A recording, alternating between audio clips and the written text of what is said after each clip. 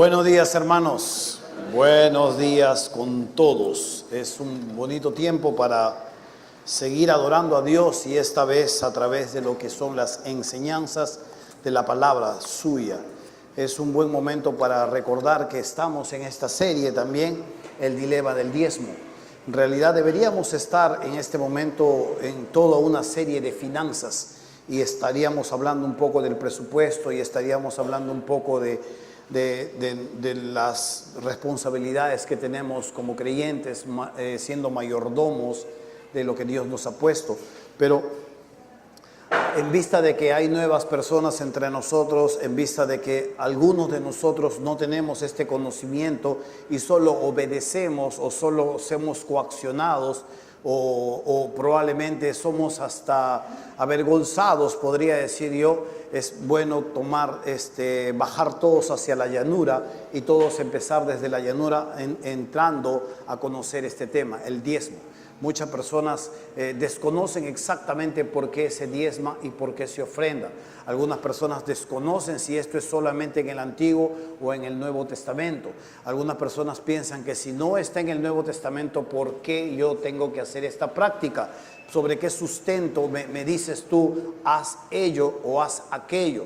Entonces, lo mejor que puedo hacer como pastor en este lugar es poder bajar todos al mismo nivel en cuanto a la enseñanza, y es por eso que ya estamos 2 domingos enseñando en cuanto a ello, y los que se están añadiendo, bueno, quiero que sepan que se han estado perdiendo algunas cosas, pero sé que poco a poco vamos dirigiendo. Y también hay un canal en YouTube donde se puede ver estas prédicas, y en la página web también de la iglesia usted puede poner ibb.puentepiedra.org. Esa es la página de la iglesia. Y usted puede ver también, hay una parte de sermones, usted puede ver todas las series que se han estado dando en esta iglesia. Pero, valgan verdades, esto es un dilema en el corazón de muchas personas. Algunas personas dicen, ¿y si diezmo de repente Dios me maldice? ¿Y si diezmo de repente me ponen en una lista? Yo he visto iglesias donde ponen una lista en su periódico mural, que quién da, quién no da, y me parece que esto no debería suceder, sobre todo porque lo vamos a ir viendo a lo largo de todo este tiempo. O algunas personas son disciplinadas porque no hacen esto. Entonces suceden algunas de estas situaciones que causan dilema en el corazón. Nos desilusionamos al saber que tal pastor hizo esto, o tal persona que está enseñando solo está pidiendo esto, o prende un canal de televisión y dice, están pidiendo solo plata, y esto trae un dilema en el corazón de las personas. Si doy, a veces lo doy con tristeza, a veces lo doy con dudas, y si no doy, de repente, ¿qué va a pasar en mi corazón? Lo mejor que podemos hacer es bajar todos al llano, entender estas verdades y tomar decisiones en cuanto a esto. El que las toma, y el que no las toma, no las toma. Para mí es benéfico enseñarles, porque yo cumplo mi propósito, enseñar todo el consejo de Dios, y para ustedes también es un beneficio.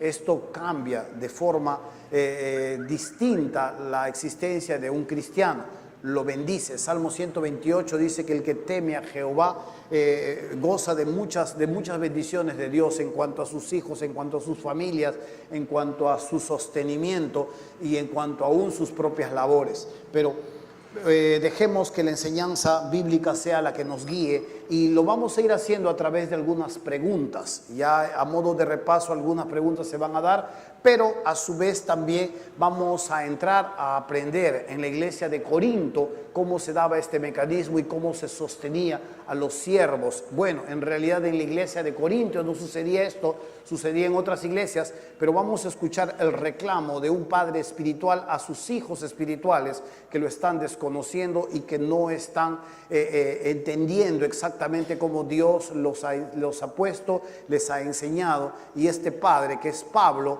está hablando a una iglesia que tenía que haber llevado a cabo este mecanismo en medio de su tiempo. Veamos una vez más la tercera parte de esto. ¿De quién era el diezmo? El diezmo de Jehová es, dice la palabra de Dios, es cosa dedicada a Jehová. Cuando la palabra de Dios nos enseña que el diezmo es de Jehová, significa que la 10ª parte que nosotros usufructuamos, que ganamos, que Dios nos provee de muchas maneras, la separamos y le entregamos al Dios. Esto era en el Antiguo Testamento. En el Antiguo Testamento esto era de Jehová. No hemos hablado un poco de esta palabra dedicada, porque tiene que ver con una palabra que es anatema. Una vez que Dios está dedicado, y eso es dedicado a Jehová, el domingo pasado hablamos un poco eso, cuando tú lo metes a tu bolsillo te estás metiendo en problemas, porque eso ya es de Dios. Y ese es uno de los percances que muchos cristianos viven, porque este mismo mecanismo aún sigue todavía allí. Se vuelve anatema en tu bolsillo, ese es el problema. La misma palabra dedicada es anatema. Y esto, cuando ya ha sido separado para Dios o por Dios, esto definitivamente se vuelve ya un problema en tu bolsillo, si es que tú lo tomas. Pero ¿de quién era el diezmo? El diezmo es de Jehová. No es mi plata, no es la plata del pastor, no es la plata del creyente, es la manera en cómo Dios diseña y lleva a cabo la obra que Él está haciendo. ¿Para quiénes se dirigía el diezmo? El diezmo se dirigía en el Nuevo Testamento, en Números 18:6, para los levitas. Dice Dios, estamos tomando otros versículos, considera que yo mismo he escogido de entre la comunidad a tus hermanos los levitas, para dártelos, dice Dios, como un regalo. Ellos han sido dedicados al Señor para que sirvan en el tabernáculo de reunión. Estos líderes espirituales eran entregados por Dios a la iglesia o a la comunidad en el pueblo de Israel para que ellos pudiesen servir, ministrar, guiar, orar, etcétera, etcétera, ofrecer los sacrificios en nombre del pueblo. En el Nuevo Testamento la misma palabra regalo vuelve a darse. Cuando en Efesios capítulo 4, versículo 11 en adelante, el apóstol Pablo está hablando de los líderes espirituales en la iglesia, dice, cuando ascendió a lo alto, hablando de Jesús, se llevó consigo a los cautivos y dio dones, regalos a los hombres. ¿Quiénes eran estos? Dice, él mismo los constituyó a unos apóstoles, a otros profetas, a otros evangelistas, a otros pastores y maestros, a fin de capacitar al pueblo de Dios para la obra del servicio, para edificar el cuerpo de Cristo. Esta era la manera como Dios entregaba estos regalos a la iglesia. Estos regalos son hombres. Cuando estos regalos muchas veces no son entendidos de la manera en cómo Dios los entrega a la iglesia, normalmente la iglesia empieza a sucederle situaciones en las que el crecimiento, el estancamiento pueden pasar en sus vidas. Pero era la manera como Dios sustentaba a su pueblo. Era la manera como Dios sustentaba la manera del mecanismo en cómo Dios hacía andar este mecanismo de su reino. ¿Sabe? Entonces, ¿para qué servía el diezmo? El diezmo simple y llanamente servía para sostener su proyecto. ¿Cuál es ese proyecto de Dios? Extender su reino en toda criatura. Ese es el proyecto. Esto se echó a perder en el huerto del Edén. El enemigo de Dios se trajo abajo la creación con mentiras. Esto no solamente implica al ser humano, esto implica las galaxias, el universo, esto implica las estrellas, los planetas, esto implica las plantas, esto implica los animales. Todo eso se echó a perder, todo ello se echó a perder en el momento de la caída, de la entrada del pecado al ser humano, y esto también inició una ruptura de relaciones entre Dios y el hombre, entre el hombre y el hombre, y entre el hombre y su hábitat, que vendría a ser la tierra.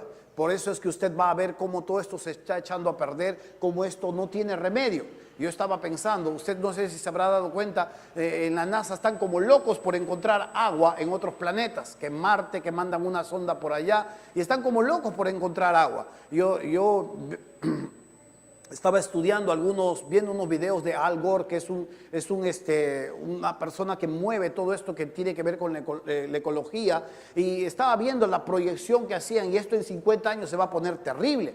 Pero lo último que he visto es que esta brecha se ha cortado, y se dice que en 15 años habrá una enorme crisis en cuanto a lo que significa el agua. El calentamiento global va a estar mucho peor, y hay muchos que no están buscando agua, quieren salir ya de acá, porque todo esto se echa a perder. Así que esta es una verdad, y no estoy hablando en este momento de estas cosas, pero quiero que sepa que todo esto se echó a perder, y parte de toda esta pérdida tiene que ver con el ser humano. Y Dios sostiene su proyecto de redimir, de juntar, de rescatar a su pueblo o a aquellos que lo van a escuchar a través de Jesucristo su Hijo. ¿Cómo echa a andar este mecanismo? En el Antiguo Testamento entregaba a los levitas los diezmos y las ofrendas, y a los sacerdotes ellos suplían sus necesidades. Aquí está, Dios bendecía a su pueblo, bendecía sus trabajos, bendecía sus ovejas. Esto permitía que se reproduzcan. Ellos tenían que sacar la 10ª parte y traerlo al templo, a los levitas y los sacerdotes. Los levitas y sacerdotes tenían su sostenimiento suplido, y ellos a continuación instruían y pastoreaban al pueblo, llevando esto a la expansión del reino de los cielos. Esta era la manera como Dios trabajaba con los judíos. Simple y llanamente los judíos fracasaron en este proyecto. Ellos se cerraron en lugar de abrirse, y con toda honestidad esto trajo dolor en el corazón de Dios, pero tiene ahora también a un nuevo agente, que es la iglesia. Este mecanismo no ha cambiado. Hay algunos términos que han cambiado, pero este mecanismo sigue siendo el mismo aún en el nuevo pacto. Esta es la manera como Dios obra. Pero sabe, no es de todos esta verdad, porque algunos definitivamente no entienden esto, y cuando esto se detiene, aún para ellos se detiene también de la misma manera las bendiciones de Dios, y repercute sobre sus propias vidas, repercute sobre su propia economía, y esto a la larga trae todo un círculo vicioso que está enormemente dañado. ¿Sabe? Algo más. Este mecanismo sigue vigente hoy día, pero quiero hacerle una pregunta. ¿Puede Dios sostener sobrenaturalmente su proyecto? Cuando hablo de sobrenaturalmente, estamos hablando de forma milagrosa su proyecto, porque si usted ve este mecanismo, se maneja a través de cereales, se maneja a través de ovejas, y en el Nuevo Testamento se maneja a través de dinero. Nosotros ahora no criamos ovejas, nosotros no, a menos que alguien acá tenga sus ovejas, o tenga una viña, o tenga algo y trae de los diezmos esta parte, pero esto no sucede en nosotros. Las sociedades han ido cambiando, ahora está el dinero, la moneda, y definitivamente de la 10ª parte, sacamos la 10ª parte y lo entregamos a Jehová. Pero si sacamos el dinero hacia un lado, saquemos el dinero hacia un lado, saquemos todo lo que Dios nos bendice hacia un lado, y preguntemos de esta manera. Esto ha sido una pregunta en Casa de Paz. Esto ha sido la semana pasada, pero he querido yo incluirlo de nuevo para hoy día. ¿Puede Dios sostener sobrenaturalmente su proyecto? ¿Lo puede hacer de forma milagrosa sin que te necesite a ti? Sin que necesite tu dinero, sin que necesite tu tiempo, sin que necesite los recursos que Él te da. ¿Lo puede hacer? Sí lo puede hacer.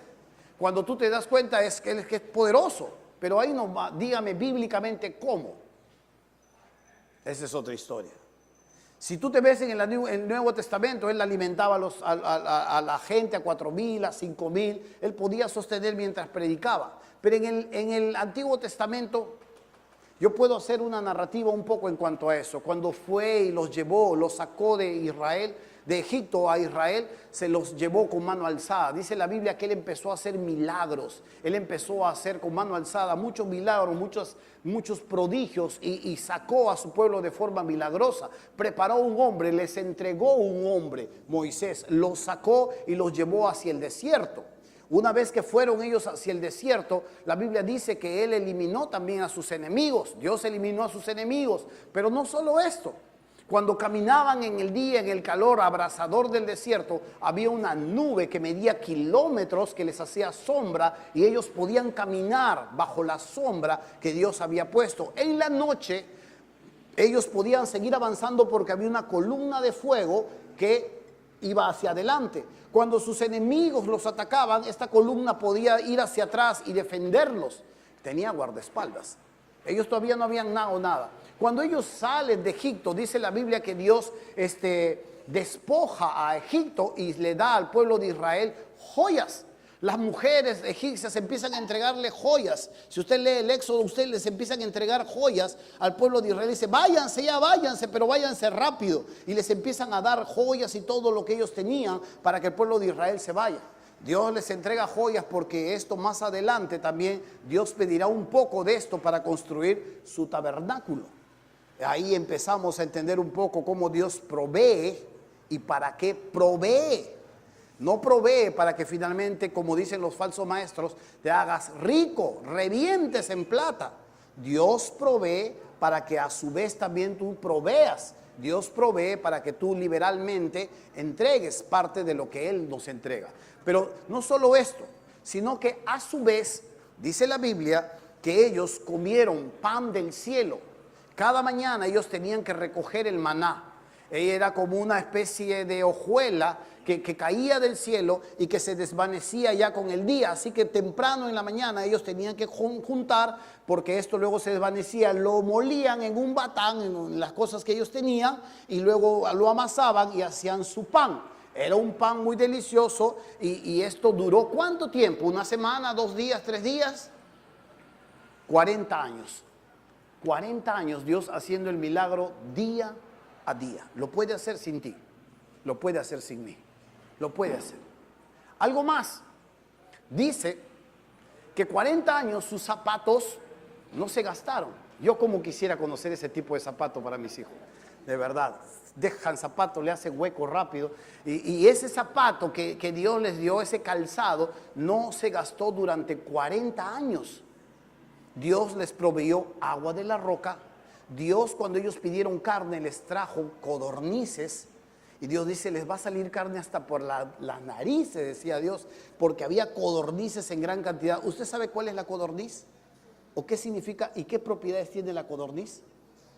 Cuán rica es su carne y cuán altamente valiosa para el organismo es la carne de la codorniz. Dios les dio lo mejor encima. Investigue un poco en internet y sepa lo que es la codorniz y las propiedades que ésta tiene. Y Dios les dio lo mejor por mucho tiempo. Y no solo esto, cuando estamos en los límites de la tierra prometida, Dios les dijo, oiga, pronto van a poseer casas que ustedes no han edificado, pronto van a tener cisternas que ustedes no han cavado, pronto ustedes van a tener viñas y labrados que ustedes no han metido la mano. Solo les dijo este consejo, cuídate, les dice. Cuídate de no olvidarte de tu Dios. No sea que una vez que hayas prosperado, digas, mi fuerza es lo que me ha dado todo esto. Cuídate, le dijo. Y esto es una gran verdad que tenía que saber el pueblo de Israel y que la iglesia en estos tiempos tiene que saber. Dios nos provee, Dios nos da más allá de lo que hemos esperado y Dios también nos pide, no te olvides de mí. Recuerda de dónde te saqué, recuerda hacia dónde te llevo y recuerda todo lo que yo te he dado. Esto definitivamente nos muestra cómo Dios puede hacer su obra, puede sostener su proyecto sin nuestra participación. Lo puede hacer de forma milagrosa. Entonces, ¿qué está buscando hacer cuando Dios lleva a cabo esta obra? ¿Qué es lo que Dios busca hacer? ¿Qué Dios está queriendo formar en medio de nuestros corazones? ¿Por qué Dios definitivamente está llevando a cabo todo esto? Esto lo vamos a ir viendo porque definitivamente cuando vemos lo que Dios hace sobrenaturalmente, tenemos que nosotros decir, carambas, entonces no quiere el dinero, no está queriendo la plata, el oro, mío es, dice él. ¿Qué está buscando hacer entonces? Todos tenemos una historia de cómo Dios sobrenaturalmente ha hecho esto. Hay historias en la Biblia, hay historias en la humanidad. George Mueller fue una de las personas que tuvo un orfanatorio. Los huérfanos llegaron hasta 1000 personas y a veces hasta oraban. No había ni para pagar el arriendo, no había ni para pagar los alimentos. Y a veces oraban dando gracias a Dios por los alimentos y los platos estaban vacíos. Y ahí minutos antes tocaban la puerta y les traían pan. Minutos antes tocaban la puerta y les traían leche. Y ellos podían ver la mano sobrenatural de Dios llegando a sus vidas. Esta iglesia tiene toda una historia. Los que recién se agregan a esta iglesia tienen que saber que tiene toda una historia. Nosotros hemos comprado este terreno no porque nos sobraba la plata. Pusimos nosotros, pero Dios fue trayendo recursos de diferentes lugares. Pero pusimos nuestro esfuerzo. El piso donde usted está tiene toda una historia. Hay gente que trabajó hasta las 3 de la mañana, desde muy temprano en la mañana y se rompieron el lomo y pusieron de sus ofrendas, pusieron de los tubos, pusieron de cemento cemento, y no solo esto, sino que pusieron también de su tiempo y se quedaron trabajando acá por mucho tiempo. Se instalaron todas estas vigas y teníamos un toldo terriblemente caluroso que nos quería hacer correr, y Dios nos trajo a unos ingleses y ellos nos pusieron todo este techo. Cuando nosotros estábamos por trasladarnos aquí porque nos estaban ya sacando, ya se había vencido el alquiler, nosotros no teníamos a dónde meter a nuestros niños en la escuela dominical. Y nosotros no sabíamos qué iba a pasar. Habíamos dado ofrenda y tras ofrenda. Yo tuve que subir al púlpito y decirles: hermano, yo ya no puedo ser un ejemplo, porque ni yo mismo tengo para dar una cuarta ofrenda, porque ya no puedo ser ejemplo. Ya no tenemos de dónde. Pero oremos, porque algo sobrenatural puede suceder. Y durante esa semana estábamos orando porque al día domingo se inauguraba la iglesia acá. Estábamos hablando de un domingo anterior. El día lunes nos damos una llamada. Un año atrás nosotros habíamos cancelado un programa que habían venido unos chicos y unas chicas muy guapos desde La Molina y habían venido a atender a los niños en riesgo que teníamos. Y usted sabe que en Navidad todo el mundo se vuelve espiritual, generoso, dadivoso y cosas por el estilo. Hasta la iglesia se vuelve generosa. Entonces las chicas tenían todo así con minifaldas y wow, y los niños en riesgo estaban más en riesgo todavía. Y los líderes, sus ojos se les hacía así como remolino. Y no, mi esposa dijo: no vamos a poder hacer eso. Cancelamos, paramos, y les dijimos que así no se podía hacer, y tuvimos que parar esto y seguir con las convicciones que Dios nos estaba poniendo en el corazón. Ellos se ofendieron y se fueron. Un año después nos llaman y nos dicen: hemos entendido claramente lo que ustedes están haciendo y creo que nosotros estábamos metiendo la pata. ¿Podemos conversar con ustedes? Claro, vengan. Yo estaba viviendo en Puente Piedra, vinieron, conversamos, nos sentamos y dijeron: discúlpenos, no sabíamos que esto ofendía y que esto no era la manera de hacer el proyecto. Dijimos: no te preocupes, le digo, no te preocupes, así es. Y ellos dijeron: pero ¿qué están necesitando ahora? Bueno, ¿sabes qué estamos necesitando? Yo le digo: estamos necesitando salones, le digo, salones. Era un día martes en la mañana. ¿Y cuánto están esos salones? No sé, le digo. Entre paréntesis, mi fe había fallado, ni siquiera averigué el presupuesto. Entonces le digo: pero ¿dónde venden? Le digo: venden en Zapayal y acá también en Rosaluz. Ya, si quieren nosotros vamos a averiguar. Ya, los llamamos después. Bajaron, se fueron. Una hora después nos llamaron: sí, ya está todo averiguado, van a salir cerca de 8 salones y cuesta 5.750 soles. ¿Cuánto? Sí, 5.750 soles, pero no se preocupen, todos nosotros los vamos a pagar, y también no se preocupen, todos nosotros los vamos a hacer que lo instalen. Amén, dije yo. Y estaban los salones listos para el día domingo, en que nuestros niños en verano de Puente Piedra, usted conoce el verano de Puente Piedra, es terrible, es abrasador. Prefiero estar en el infierno que caminando bajo el sol. Es caliente, caliente, caliente, es terrible. Y ahí estaban los niños luego entrando a sus salones. Por eso es que me da un poquito nomás, así poquito de cólera cuando están criticando nuestros salones. Cuando la mamá dice: ahí lo voy a dejar a mi hijo, dice. Yo le digo: reclámale a Dios, porque Dios es el que nos dio eso. Luego Dios nos ha ido dando otras cosas más, porque esta es la verdad. Dile a Dios que esas cosas no te gustan y que no están de tu lado o no están a tu altura.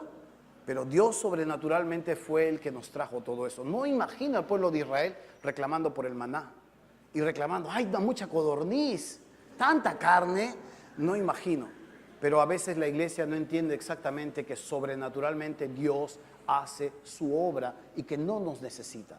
No necesita de tu plata, no necesita de mi plata, y lo que Él hace más bien es crear a través de este mecanismo algo mucho más profundo en tu corazón, porque nuestro corazón tiene que definir: o estás con Dios o estás con Mamón, o son las riquezas o es tu Señor, porque tienes que definir, porque donde esté tu corazón, donde esté tu tesoro, allí se va a enfocar exactamente todo tu corazón. Ahí va a ir tus recursos, tu tiempo, todo lo que tú eres. Es alarmante poder escuchar. Hace poco, en la semana, escuché un artículo que estaban comentando del sobreendeudamiento en el Perú. Y esto está ocurriendo en Chile. En Chile el 37% de los jóvenes de 21 a 29 años están sobreendeudados. No le digo endeudados, están sobreendeudados, están entrando a lo que sería el equivalente aquí a Infocor. Ni siquiera han llegado a tener hijos, ni siquiera se han casado y ya están en rojo, ya están en rojo. En México han llegado al 49% y en Perú estamos en el 36%. De 21 años a 29 años están sobreendeudados. Y esta mujer, la señora de radioprogramas, estaba comentando un poco de esto y ella dice, y la verdad, dice, ¿en qué están sobreendeudados? Y lo triste era que estaban sobreendeudados en ropas, en tecnologías y cosas que definitivamente en un poco de tiempo iban a cambiarse y ellos todavía no habían terminado de pagarlo.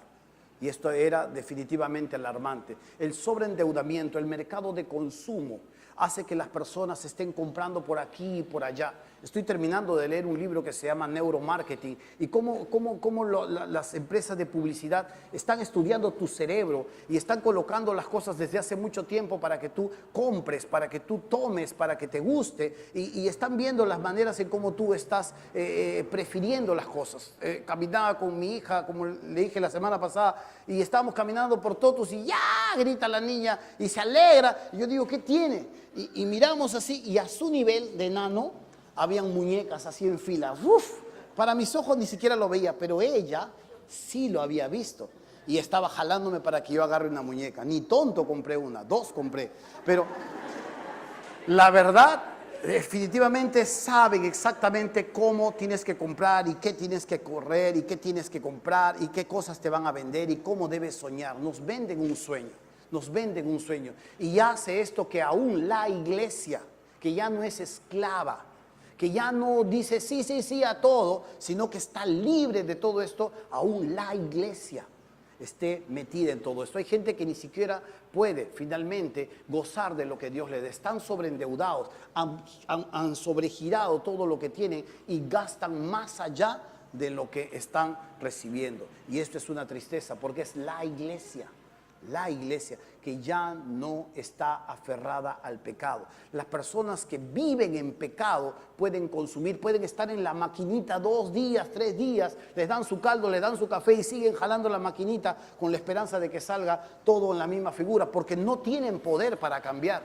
Los que están en las drogas todo el día pueden fumar, reventarse los labios, fregarse hasta volverse locos porque no pueden salir, hasta lloran de cómo sufren esto porque no tienen poder para salir, son esclavos.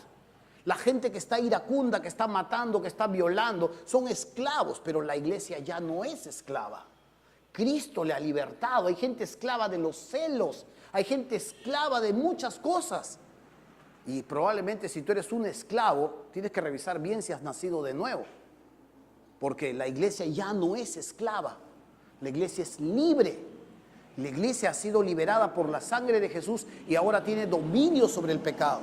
Pero el problema es cuando no entendemos claramente quiénes somos y por qué Dios nos provee, todo está enfocado en nosotros mismos. Tengamos cuidado, porque esta es una realidad que se está dando en el Perú y está creciendo enormemente, de tal manera que la iglesia gastará en algún momento su tiempo y sus recursos solo en ella misma y no en aquel que le ha llamado y lo ha puesto para un proyecto.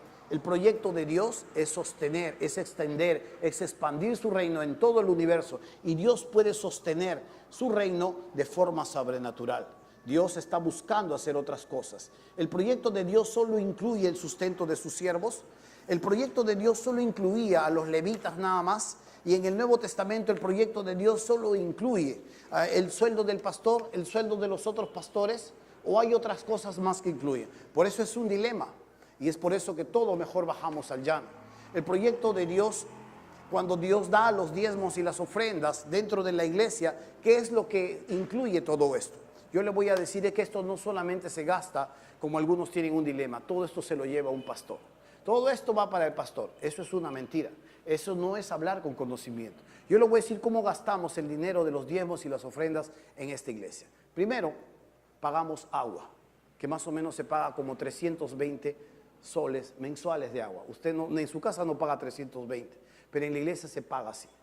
Se paga luz, se paga teléfono, se paga internet, se paga limpieza, se paga los útiles de mantenimiento, lejía, papel higiénico, perfumador, acerrín, petróleo para limpiar algunas cosas. Todo eso se compra. También los útiles de escritorio, las fotocopias que usted tiene, que sus niños tienen, las computadoras. Algo más que se compra tecnología. En esta iglesia, en toda esta iglesia, no tenemos ningún software que cuesta 2 soles 50 o 3 soles. Los software que nosotros tenemos todos son originales. Todos los Windows no los hemos comprado en Uruguay. No hemos ido y hemos comprado en Uruguay. Nuestro sistema operativo es original. Hemos decidido que Dios no bendice sobre robado, que Dios bendice sobre lo honesto. Y hemos decidido que no va a entrar entre nosotros un software pirata, que no vamos a usar así. Es más, antes de tener software pirata teníamos software libre, que era Ubuntu. Y era, aunque la secretaria se rompía la cabeza, era lo que usábamos. Y Dios nos proveyó para poder tener en las computadoras sus software originales. Los Office, todos son originales. Word, PowerPoint y todo lo que se usa, todo es original. Pagamos mensualmente a Luxemburgo, una empresa en Luxemburgo que nos da Adobe. Todo lo que es diseño, Photoshop, Adobe, todas las cosas de Adobe, todos los diseños que usted ve, que tiene el periódico mural, todo esto se trabaja. Y todo eso se hace a través de software originales. Pagamos mensualmente todo eso porque hemos dicho que la iglesia no puede espiritualizar todas las cosas. No estamos fuera del sistema. Pagamos impuestos. Se paga impuestos. Pagamos arbitrios. La iglesia paga arbitrios. Pagamos a un diseñador. Pagamos también a alguien que usted pone like dentro de lo que es los videos que se dan. Ahí está entregando 1 kilo de amor y hay alguien que está filmando. También se le da una pequeña ofrenda. Aunque ellos hacen esto de su amor, no podemos a veces darle todo lo que ellos merecen. Se le da una pequeña ofrenda porque a veces toman hasta 18 horas haciendo todo esto. Y no se puede tomar de su tiempo de lo que ya están dando. Tenemos una editorial que produce lecciones para nuestros niños.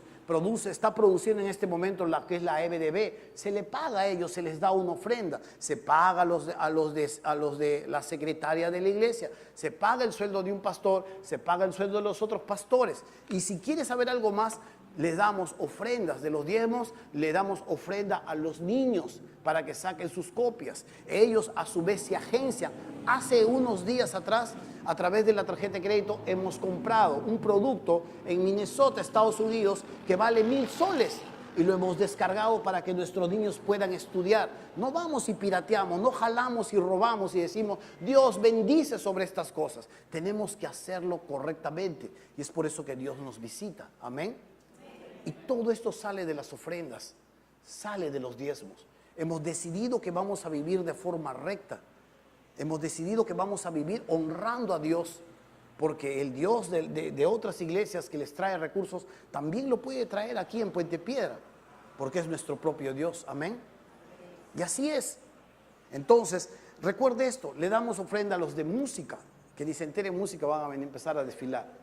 Pero también separamos un dinero para los de música, separamos un dinero para los niños, separamos un dinero para los que, una mano que ayuda, separamos un dinero para pacto, matrimonios. Todas estas ofrendas salen de los diezmos y salen de las ofrendas que se dan a través de la iglesia. Y podríamos hablar un poco más, no a todos los seminaristas, pero pagamos el pasaje de los seminaristas de forma mensual.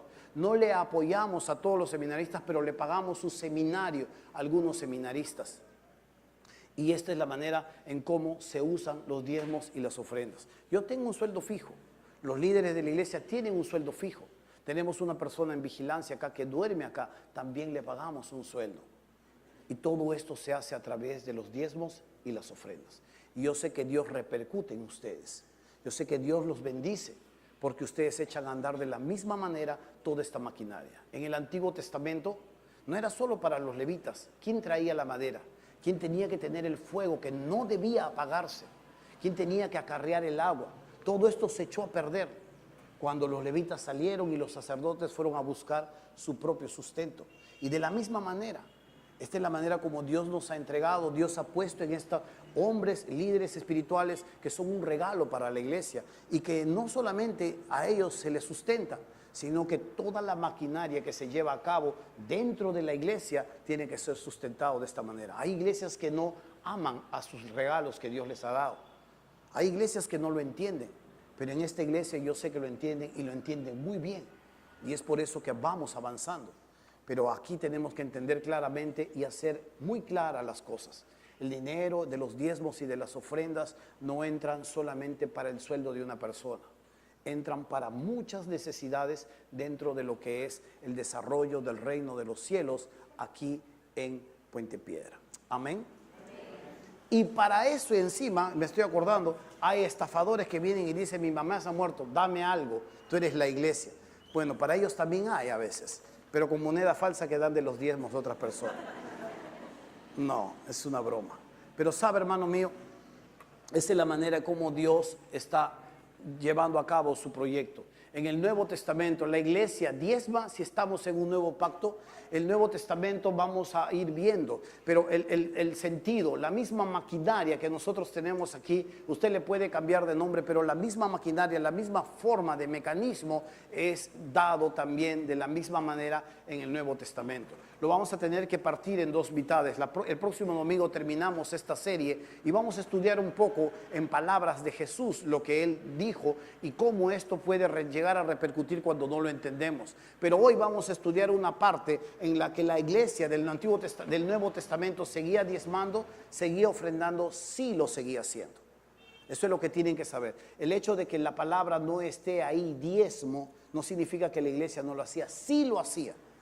Yo a veces entro a internet y escucho a muchas personas y a veces están copiando y pegando para poner en sus propias páginas y rebotan. Cuando uno lee qué son, ni siquiera han estudiado ni teología, ni siquiera han ido a un seminario y tienen conocimiento, pero están opinando muchas veces. Y mucha gente que encuentra información hace rebotar cosas que a veces no tienen sustento bíblico. Cuando uno mira las escrituras se va a dar cuenta que había ya un mecanismo en la Biblia. Lo vamos a aprender de forma negativa. No me hubiera gustado ser parte de esta iglesia, de verdad. Porque esta iglesia era una iglesia muy pudiente. Era una iglesia muy pudiente. Y era una iglesia que Dios la había prosperado. El problema es que no estaban sosteniendo su siervo. Es la pelea entre un siervo, un papá espiritual y los hijos espirituales y están peleando. Y vamos a espiar un poco, vamos a chismear qué pasaba y cómo este padre espiritual les está reclamando con autoridad porque ellos no lo están reconociendo y ellos al contrario lo han dejado a un lado y hay una iglesia que lo está sosteniendo y vamos a estudiar la próxima semana esto. Es una iglesia muy pobre. Si nosotros nos basamos en los segmentos que nos enseña acá el Estado, usted sabe que hay A, B, C, D y E. La iglesia que estaba sosteniendo este siervo estaba en el segmento E, era en extrema pobreza. Y la iglesia que estamos estudiando hoy, que vamos a estudiar, era el segmento A o B, tenían sustento y estaban ubicados estratégicamente y muchos de ellos eran comerciantes muy ricos. Por eso dice el ídolo de un hermano, dice esto: la escasez nunca ha sido un problema para dar. La abundancia es el problema, más bien, para no dar. La escasez nunca es un problema. Si usted ve la iglesia de Macedonia, era iglesia que estaban en pobreza y veían el dar como un privilegio. Hacer esto permite que la bendición de Dios se derrame sobre nuestras vidas. Y no solo monetariamente. Lea el Salmo 128 y va a ver que sus hijos, que su hogar, que su trabajo, todo se va a sustentar, va a alcanzar cohesión cuando uno verdaderamente decide temer a Dios. Es el éxito. Pero sabe, la escasez nunca es un problema. Y es cierto lo que dice. La abundancia es un problema. Recuerda que inicié la prédica diciéndole: cuídate. Cuando te haya introducido a esta tierra donde tú vas a tener cosas que no has labrado, que no has cultivado, que no has construido, tu corazón puede decir: con mis fuerzas lo he hecho. Cuando tengas abundancia te puede pasar esto y le pasa a muchos. Y la verdad es que esto no puede ser. La Biblia nos enseña aquí en 1 Corintios capítulo 9. Vamos a abrir allí la Biblia.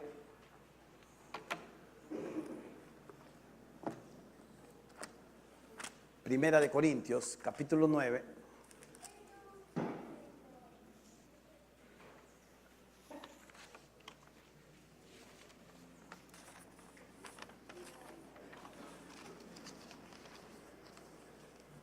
Versículo 1. Fíjese usted que esta iglesia ya tenía un mecanismo de cómo ellos juntaban los diezmos y las ofrendas, y cómo ellos más bien no lo están usando en un derecho que el apóstol Pablo en esta iglesia lo tenía. Él dice, versículo 1 del capítulo 9 de Primera de Corintios: no soy apóstol, no soy libre, no he visto a Jesús el Señor nuestro, no sois vosotros mi obra en el Señor. Si para otros no soy apóstol, le dice él a la iglesia, para vosotros ciertamente lo soy, porque el sello de mi apostolado sois vosotros en el Señor. Note usted esta verdad. Ellos eran la marca de que él era un apóstol, lo estaban desconociendo. Habían decidido cerrarle las puertas, habían decidido dejarle todo sustento, y aquí él estaba trabajando, haciendo carpas. Esto es, las personas que no conocen exactamente todo el contexto de la Biblia dicen, ¿ves? Así es. Te tienes que ocupar también en otras cosas. Lo tienes que hacer de otra manera, cuando no entienden exactamente el contexto de la carta. Ellos no lo están reconociendo como apóstol, y él le dice, la marca de mi identidad, de que yo soy apóstol, son ustedes, mis hijos espirituales. Yo soy el Padre y ustedes son mis hijos, pero ellos no están queriendo reconocerlo. Versículo 3 dice, contra los que me acusan, esta es mi defensa. Y va a empezar a nombrar hasta 7 razones que nos va a dejar ver cómo el diezmo y las ofrendas eran parte de esta iglesia. 1, versículo 4, ¿acaso no tenemos derecho de comer y beber? El derecho a ser sustentado. Esta iglesia sustentaba a sus pastores, igual que a los levitas. 5, no tenemos derecho de traer con nosotros una hermana por mujer, como también los otros apóstoles y los hermanos del Señor y Cefas. A esta iglesia sustentaba también el derecho de la familia, sustentar a la familia de los siervos. Y Pablo está diciendo, ¿acaso nosotros no tenemos derecho? Lo tiene los hermanos del Señor Jesús, sus hermanos. Lo tiene Pablo o Pedro, Cefas, y lo tienen los otros apóstoles, pero yo no tengo derecho. Versículo 6, ¿o solo yo y Bernabé no tenemos derecho de no trabajar? Ellos tenían 3 derechos: derechos a ser sustentados, derechos a sustentar a toda la familia y derecho a ocuparse a tiempo completo. Esta era la verdad en cuanto a un siervo en aquellos momentos en la iglesia. Y la iglesia de Corinto lo sabía bien y lo manejaba de esta manera. Podía sustentar a Judas, hermano de Jesús, el que escribe la carta, podía sustentar a Jacobo, el que escribe la carta a Santiago, sustentaba a todos los apóstoles y sustentaba a Pedro, pero no quería saber nada con Pablo. Y Pablo está reclamando su derecho. Es triste, pero es una realidad. ¿Quién los había plantado? ¿Quién los había discipulado? ¿Quién había regado su vida entre ellos? Era Pablo. Pero ahora en esta iglesia está teniendo problemas. No están entendiendo el claro regalo que Dios les ha dado a ellos. Y tenían un mecanismo para que estos siervos de Dios se sustentaran. Lastimosamente se habla mucho y se usan ejemplos de Primera de Corintios o de Segunda de Corintios en cuanto a la ofrenda. Pero esa ofrenda que normalmente se usa como respaldo para decir no debo diezmar, esa ofrenda es una ofrenda para los pobres que estaban pasando hambre en la iglesia de Jerusalén. No cabe aquí ese mecanismo. Era un mecanismo que nosotros también tenemos cuando damos una ofrenda para las misiones, cuando damos una ofrenda para la construcción. Eran ofrendas así. Pero la iglesia de Corinto ya tenía un mecanismo para sustentar los derechos que tenían los siervos dentro de la iglesia. Y ahora va a hablar algo más que nos deja ver la radiografía. Versículo 7 nos va a hablar de la vida cotidiana. 3 profesiones: el soldado, el labrador y el pastor. Y todos ellos comen de lo que hacen. ¿Quién fue jamás soldado a sus propias expensas? A un soldado romano se le pagaba un dinero por estar en el ejército. ¿Quién planta viña y no come de su fruto? ¿O quién apacienta el rebaño y no toma de la leche del rebaño?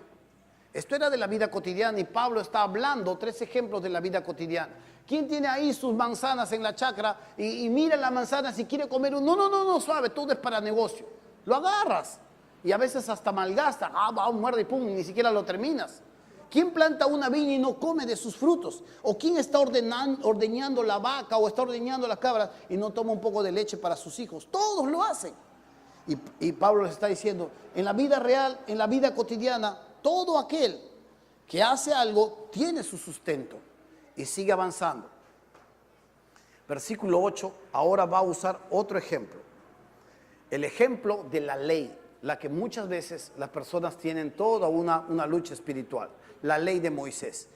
Digo esto solo como hombre, está hablando del versículo 7, en sentido común, o no dice esto también la ley, porque en la ley de Moisés está escrito, no pondrás bozal al buey que trilla. ¿Tiene Dios cuidado de los bueyes? ¿O lo dice enteramente por nosotros? Es bien interesante ver que en la Biblia el buey es el siervo, es un tipo del siervo. Pues por nosotros se escribió, porque con esperanza debe arar el que trilla, el que ara, y el que trilla con esperanza de recibir del fruto. Versículo 12. Si otros participan de este derecho sobre vosotros, ¿cuánto más nosotros como Padre Espiritual? Versículo 13. Ahora note cómo citan los levitas. ¿No sabéis que los que trabajan en las cosas sagradas comen del templo y que los que sirven al altar, del altar participan? La ley de Moisés. Ahí está también el sustento del apóstol Pablo diciendo, mira, todo esto es así.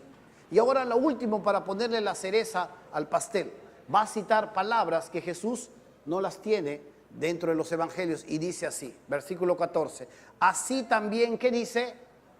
Ordenó el Señor a los que anuncian el evangelio que vivan del evangelio. Simple y llanamente, ahí está. Los corintios sabían y tenían todo un mecanismo para sustentar de esta manera. Yo quiero por eso hablarle en cuanto a esto. La palabra diezmo no puede ser probablemente en el Nuevo Testamento porque era un impuesto para sostener. Pero hay una nueva palabra que se usa sobre la base del diezmo en el Nuevo Testamento. El dar y recibir se llama. Ese es el mecanismo. Pero es el mismo mecanismo que hemos visto. Dios trae, uno da, sustenta y de la misma manera Dios repercute sobre su reino. El dar y recibir es algo que vamos a estudiar la próxima semana. Pero ahí está. Y este derecho le permitía al apóstol Pablo pedir sustento de su iglesia. El problema era que otra iglesia lo estaba sustentando y ellos no lo sustentaban. ¿Sabe? Pero aquí también tiene que surgir una pregunta. Como decía el pastor Alfred Smith, esto va a permitir que muchos autoimpulsados busquen una oportunidad. Y la verdad es que todo aquel que sale a evangelizar necesita una ofrenda. Todo aquel que de pronto, la verdad es que no es así. Todos en la iglesia ahora somos sacerdotes y somos personas llamadas por el Señor. Todos evangelizamos, todos hacemos la obra del Señor. Pero Dios, en su gracia, ha decidido separar y entregar a la iglesia un grupo de personas para que puedan ministrar a tiempo completo. Y esa es la verdad que nosotros estamos viendo. En esta iglesia, Dios siempre está obrando. En algún momento Dios va tomando nuestras vidas y las va moviendo. ¿Sabe? Llegará un momento en que yo salí de mi iglesia, estaba en mi iglesia, estaba feliz, recibiendo mi sustento, haciendo la obra, y Dios me trajo a este lugar y me movió acá. De la misma manera es así. Pronto Santiago partirá hacia Satipo y será sustentado por nosotros, la iglesia, porque de otra manera va a tener que vérselas de otra forma y va a terminar perder la perspectiva de todo lo que Dios le ha mandado a hacer. Pronto también Juan Pablo va a partir de esta iglesia y él va a llegar a ser el pastor asociado de otra iglesia que nos está pidiendo, y ya hemos estado hace meses atrás, sino que todavía no lo hemos dado a conocer a la iglesia, y el domingo pasado en la noche lo hemos dado a conocer a la gente. Él también parte, él también va a hacer la obra del Señor y se va a una iglesia en La Molina, y él va a trabajar allá. Y lo han escogido porque anda bien encorbatado y tiene nada. Entonces, no, este es, dice, este es. Entonces, Dios lo lleva a Juan y como iglesia acá lo despediremos y la iglesia ya lo va a empezar a sustentar. Es más, yo ya sé cuánto va a ganar porque en eso hemos estado. Yo soy su pastor y antes que mi pastor me suelte aquí también estuvo con el comité pro púlpito tratando en cuanto a mi situación. Y yo he estado tratando también con la situación de Juan antes de poder soltarlo. Y así es. En algún momento mi trabajo terminará acá y Dios me moverá a otro lugar. O de repente me van a tener que aguantar mucho tiempo más. Solo Dios sabe. Amén, dicen algunos. Gracias, hermano. Tú y yo al menos vas a ser mi diácono entonces. Entonces, esa es la cuestión. Es que Dios toma la vida de sus siervos y los va moviendo de acuerdo a sus planes, no de acuerdo a nuestros planes. Y Dios está permitiendo ahora que haya personas así. Yo estoy empezando desde hace meses. No es ahora, por si acaso, a los que ¡pum! Quieren despertar. Hace meses estoy mirando. Dios, muéstrame 2 más. Y estoy mirando hacia atrás a todos los que dicen, tengo llamado. Y yo estoy diciendo, tú no vas hace rato. Acabo de enterarme de esto. Tú tampoco vas. Dices que tienes llamado. Muy bien, tenemos que verlo. Y estoy orando. Y estoy diciendo, Dios, muéstrame quiénes entrarán. Y estamos pidiendo eso. Estamos orando porque es así, miramos hacia atrás. Si yo digo desde el primer día, hoy por si acaso estamos orando para ver si Manolo se va o Juan Pablo se va, todos van a hacer con sus Biblias en la mano. Entran recitando versículos, van a entrar. Olvídate. Lo mejor que puedo hacer es mantenerlo en silencio y empezar a orar. Dios, muéstrame. Muéstrame a quienes tú vas a empezar a elegir. A quienes tú vas a empezar a subir, a ponerlos a un tiempo completo. Y esa es la cuestión. Porque Dios lo sustenta a través de su maquinaria. Dios sustenta y es la manera. Se irá Juan y se levantan otros. Y hay otros que se están levantando y yo los estoy viendo que ni siquiera saben que Dios dentro de poco los va a tomar a tiempo completo. Dios va mostrando, Dios va haciendo su obra y Dios está llevando a cabo su proyecto. Nosotros hacemos nuestra parte y tenemos un enorme privilegio, ser accionistas de este reino. Damos, ofrendamos, Dios nos mete en este proyecto y de la manera como nosotros hacemos que la maquinaria camine, también de la misma manera somos beneficiados enormemente. Créale al Señor. Esto es por fe. Créale a Dios. Nadie que le ha creído al Señor y nadie que ha jugado por el Señor ha salido defraudado del Señor. Así que entienda esto. La próxima semana seguiremos abundando en este tema y estaremos terminando también este tiempo. En cuanto al dar y el recibir, será el próximo tema que vamos a ver. Amén.